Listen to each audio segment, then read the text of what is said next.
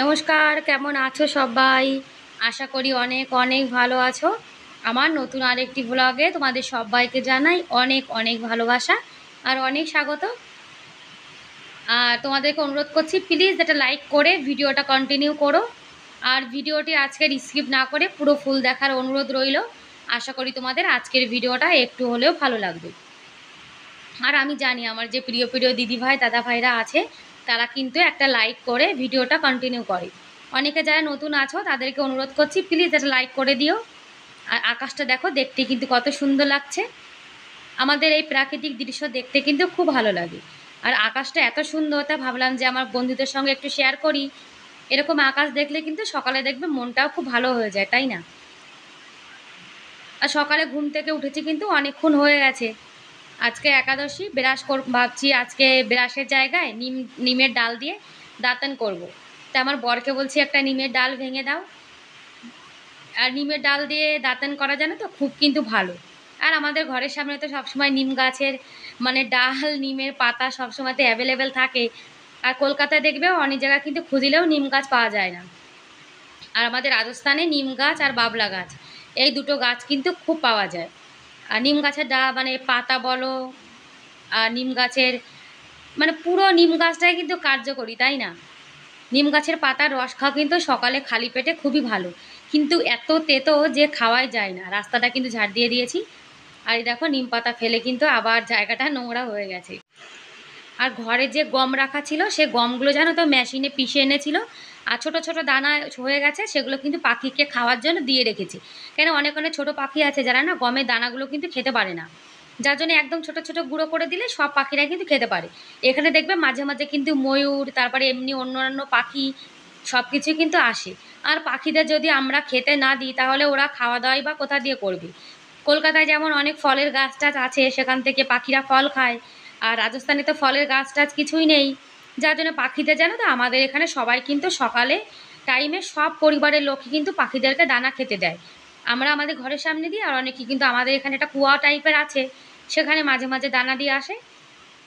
আর এই যে দুই ভাই এখন ঘুমু ঘুমু করছে। ছোট বাচ্চা ঘুমাচ্ছে, আর বড় বাচ্চা দেখো পা নাড়িয়ে উঠে রয়েছে কিন্তু। আর ক্যামেরা করছি তার জন্য চুপচাপ শুয়ে রয়েছে। কাজবাজ কিন্তু সব হয়ে গেছে। আজকে একাদশী, আমরা তিনজনে একাদশী করেছি। দেখো, ওই পুচকুটাও একাদশী করেছে, ও স্কুলে যায়নি। আজকে একাদশী করেছে বলে স্কুল ছুটি করেছে। আর এখন বাজারে যাবে, তার একটু ভাবছি যে কিছু খেয়ে যাক। তাই সাবুদানার ক্ষীর বানাচ্ছি। সাবুদানার ক্ষীর জানো তো, খেতে কিন্তু খুব ভালো লাগে। তাই বলছি কি, ও তো এমনি কিছু খেতে চায় না, সাবুদানার একটু ক্ষীর বানিয়ে দেবো, তাহলে পেটটা অনেক সময় ভরা থাকবে। যার জন্য বসিয়ে দিয়েছি। আর ওই যে খেলা করছে দেখো। সকাল দিয়ে কিন্তু শুধু একটা কলা খেয়েছে। এখন জানো কটা বাজে?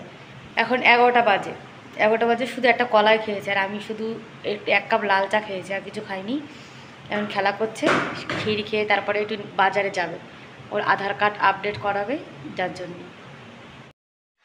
একাদশীর দিন যদি একটু এরকম সাবুদানার পায়েস বানিয়ে খাওয়া যায়, তাহলে কিন্তু পেটটাও ভরা থাকে আর শরীরে কিন্তু অনেকটা মানে শক্তিও আসে। অনেকে দেখবে মানে সাবুদানা এমনি দুধ দিয়ে কলা দিয়ে মাখিয়ে খায়, কিন্তু এভাবে ক্ষীর বানিয়ে খেলে পুরো একদম যেমন চালের পায়েস হয় সেরকম কিন্তু স্বাদ পাওয়া যায়। এর মধ্যে একটু ড্রাই ফ্রুটস এইসব দিলে, জানো তো, সাবুদানার পায়েসটা কিন্তু খেতে আরও ভালো লাগে। কিন্তু আমার কাছে তো মানে ড্রাই ফ্রুটস কিছুই নেই, যার জন্য আমি শুধু কিশমিশ দিয়ে দেবো। আর এভাবে পায়েসটা করেছিলাম, খেতে জানো তো খুব কিন্তু টেস্টি হয়েছে।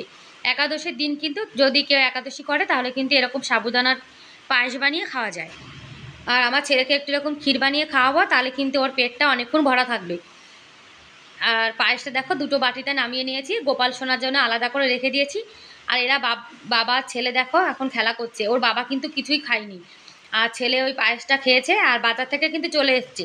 আজকে আধার কার্ডের আপডেট করতে গেছিলো। বাচ্চারা যখন বড় হয়, তখন কিন্তু প্রত্যেক বছরে বছরে নাকি বাচ্চাদের মানে হাতের মানে ছাপগুলো আপডেট করতে হয়। এখন বলছে যে আমি একাদশী করবো না, আমার খিদে পেয়েছে। তাই জন্য ওর জন্য না খিচুড়ি বসিয়ে দিয়েছি। আর এখন কিন্তু 3টে বাজে। তা বললাম, তুই যখন এতক্ষণ না খেয়েছিলি আর একটু থাক। তা বলছে থাকবে না। তা একটু বেগুন ভাজা করব, আর একটু ঝমাঝম খিচুড়ি বানিয়ে দিয়েছি। ভাত করতে গেলে তো অনেকটা সময় চলে যেত। আর কুকারে সিটি মেরেছি, 3 সিটিতে কিন্তু হয়ে গেছে। আর বন্ধুরা, আমাদের এখানে এখন যে আমি ভয়েস দিচ্ছি, আমাদের এখানে কিন্তু খুব বৃষ্টি হচ্ছে। তা বৃষ্টির আওয়াজ কিংবা মেঘের ডাক তোমাদের কিন্তু আসতে পারে, প্লিজ তোমরা একটু ইগনোর করে দিও। আর এখন কিন্তু ভালোই বৃষ্টির দিন চলে এসছে, মাঝে মাঝেই বৃষ্টি হচ্ছে।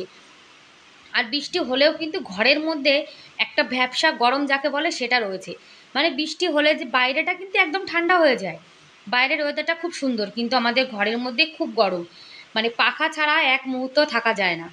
আর ঘরে যা মানে এলোমেলো জামা কাপড় ছিল বেডের ওপরে, সেগুলো এখন গুছিয়ে রেখে দেবো। ও একাদশী করেছে তো, যার জন্য কিন্তু স্কুলটা আজকে ছুটি করেছে। আর বন্ধুরা, তোমরা যারা এখন ভিডিওটি দেখছো, আর তোমাদের যদি ভিডিওর কোনো অংশ ভালো লেগে থাকে, তাহলে প্লিজ একটা লাইক করে দিও। আর আমার চ্যানেলে তোমরা আজকে যারা নতুন, তোমরা যদি এরকম ভিডিও আরও দেখতে চাও, তাহলে চাইলে আমার চ্যানেলটিকে সাবস্ক্রাইব করে আমার এই ছোট্ট পরিবারের পাশে থেকে যেতে পারো। আর যারা এই কাজটি অলরেডি করে দিয়েছো তাদেরকে অসংখ্য ধন্যবাদ। আর যে নতুন নতুন তারপরে পুরনো দিদিভাই দাদাভাইরা আমাকে কমেন্ট করো, তোমাদেরকে অনেক অনেক ধন্যবাদ আমার ভিডিও দেখার জন্য। আর তোমরা এই যে একটা কমেন্ট করো, সেই কমেন্ট পড়ে কিন্তু আমার মনটা খুব ভালো হয়ে যায়। আমি যে কষ্ট করে ভিডিও বানাই, আর তোমরা যে একটা সুন্দর করে কমেন্ট করো, কমেন্ট করলে কিন্তু কার না ভালো লাগে তোমরাই বলো। তখন মনে হয় যেন কষ্টের মানে ফল পেয়ে গেছি। এদিকে রাত্রিরে মানে ছেলে ভাত খাবে, যার জন্য আলু সেদ্ধ ভাত বসিয়ে দিয়েছি। কি বলো তো, বর্ষাকালে রাত্রিরে দেখবে অনেকটা পোকা চলে আসে, যার জন্য তাড়াতাড়ি ভাত রান্না করে নিলাম। আর এখন ঘরটাও কিন্তু সুন্দর করে গুছিয়ে নিয়েছি।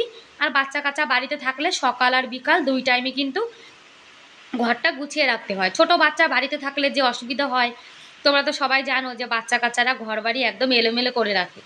কিন্তু একটু ঘর গুছিয়ে তো রাখতেই হয়, তাই না? আর ঘর গোছানো না থাকলে দেখবে একদমই ভালো লাগে না। আর বন্ধুরা, তোমরা নতুন নতুন যে দিদিভাইরা ভিডিও দেখছো, তোমাদেরকে তো অনেক অনেক ধন্যবাদ। আর পুরনো পুরনো দিদিভাইদেরকে অনেক ধন্যবাদ।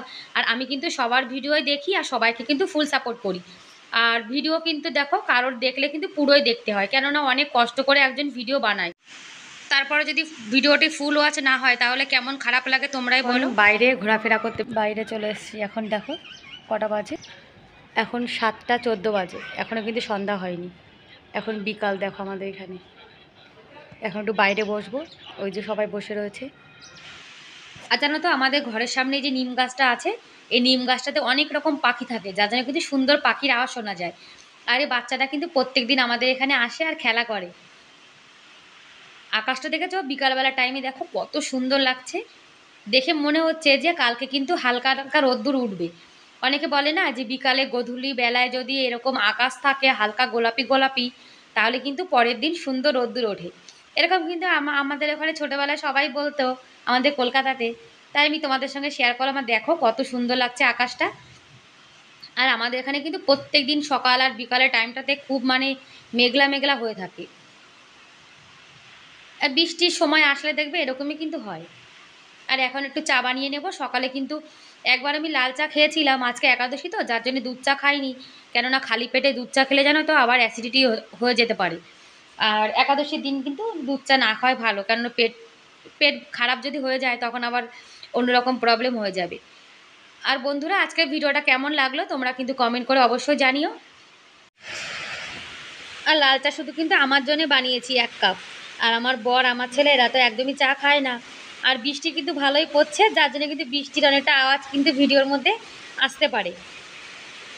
লাল চা দেখেছো হালকা কিন্তু মানে লাল লাল কালার হয়েছে। চা পাতা বেশি হয়ে গেলে দেখবে চাটা কিন্তু একদম কালো কালো হয়ে যায়। আর কাপটা কিন্তু ভালোই বড়, একদম ছোট না কিন্তু, মানে একটা গ্লাসের সমান। আর কাপটাতে জানে তো অনেকটা কিন্তু চা ধরে। আর এখন সন্ধ্যাবেলা ছেলে বলছে পপকর্ন খাবে, তাই 2 বাচ্চার জন্য পপকর্ন বানিয়ে দিচ্ছি। গোপাল সোনা আর গোপাল সোনা দাদা দুজনে এখন পপকর্ন খাবে। আর আমি তো চা খেয়ে নিয়েছি আগে। এই যে বাচ্চা বসে বসে খেলা করছে। আর দুধ গরম হয়ে গেছে, বলছে ছেলে বানানা শেক খাবে, একটু মানে কলা দিয়ে বানিয়ে দেবো। আর গোপাল সোনাকে কিন্তু দুধ খাওয়ানো হয়ে গেছে, এই যে 1 মগ বানিয়ে দিয়েছি। ঠিক আছে বন্ধুরা, তাহলে আজকের মতো এই পর্যন্তই। দেখা হবে পরের ভিডিওতে। ততক্ষণ অনেক অনেক ভালো থেকো, অনেক সুস্থ থেকো। Bye bye.